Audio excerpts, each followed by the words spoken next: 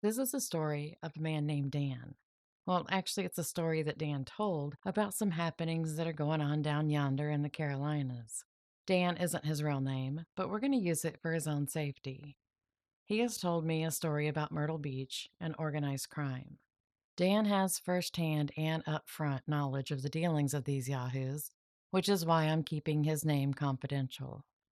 I've checked out what Dan has said about who's in the organization, and his names and their connections check out. And I really have no reason to doubt him. From here on out, when I'm telling this story, it will all be alleged and will all be taken directly from Dan's narration of events. I won't be using many real names in this video, but I have given the real names to the people who need to know them. I've known this story for over a year now, but I've hesitated telling it since I'm not able to mention the people involved in it.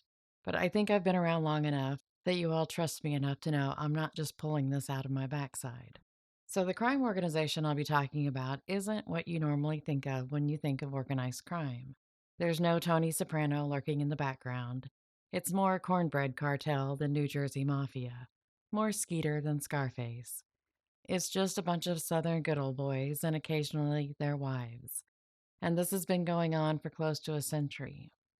The syndicate has a family structure, like the mafia, meaning sons are introduced to the syndicate by their fathers and so on. There are several families involved, but there is a main family that controls a lot of what happens. And I'm sure one of the sons likes to think of himself as some New Jersey mobster, but I don't think he's quite that caliber. The area the organization works in is both in South Carolina and North Carolina, from the Wilmington port through Robeson County and down through Myrtle Beach. The organization mostly deals in contraband, which comes in through the port and then is passed through nightclubs and strip clubs. Since both of those businesses have a lot of cash transactions, they are the perfect establishments for money laundering to take place. No one's going to question a club depositing a large amount of cash, right? And I'll bet we could add churches to that list of establishments that have a lot of cash deposits as well. I don't know the specifics on what the contraband is, but I was told it's more than just drugs.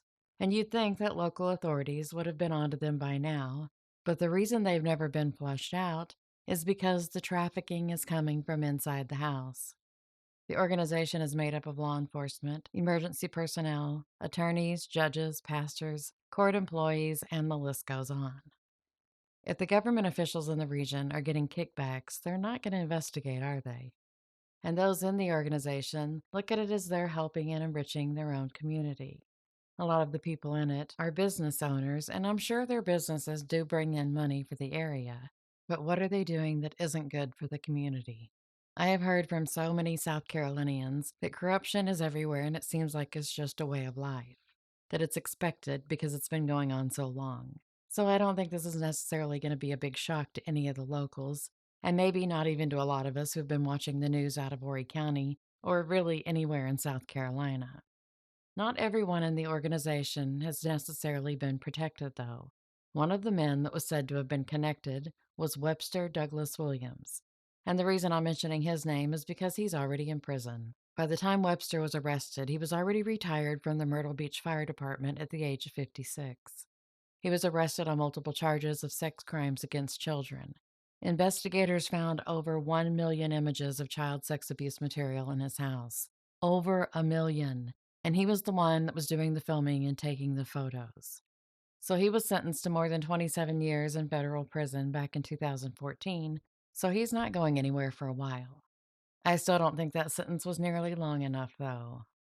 One of the charges was for taking a child to Florida in order to have sex with them.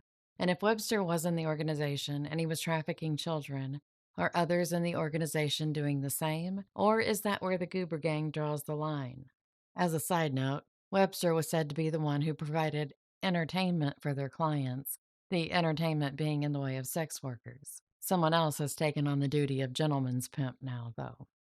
If the FBI has stumbled into all this, it could be a while before there's an arrest. And if this is as big as Dan claims, then they have about umpteen handfuls of people to look at. If and when there are arrests, you might be surprised who ends up in bracelets. This week, the FBI did seize 5 properties in Horry County, and the properties were connected to a money laundering scheme that involved a known Mexican drug cartel and a Chinese chemical company. Didn't someone's neighbor once call 911 and say he'd seen a lot of Asian women going in and out of that someone's house? I haven't connected any of the information from this situation with the names that Dan gave me, though. And I'll leave a link in the description box to the WPDE article about this, which goes into detail about the money laundering and who was involved.